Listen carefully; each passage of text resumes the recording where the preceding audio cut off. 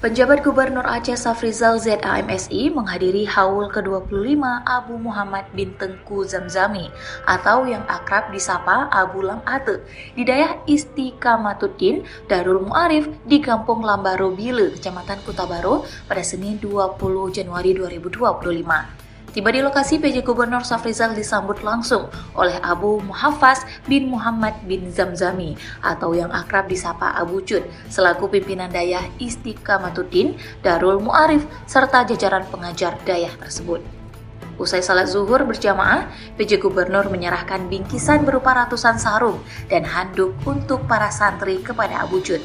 Pada kunjungan tersebut, lulusan terbaik SPDN Angkatan Pertama itu turut didampingi oleh Kepala Dinas Syariah Islam Aceh Zahrul Fajri, Kepala Dinas Pendidikan Daya Aceh Munawar, Kepala Dinas Sosial Aceh Muslim. Hadir pula PJ Bupati Aceh Besar Muhammad Iswanto, Bupati Aceh Besar terpilih Muharram serta sejumlah pimpinan Daya di Aceh.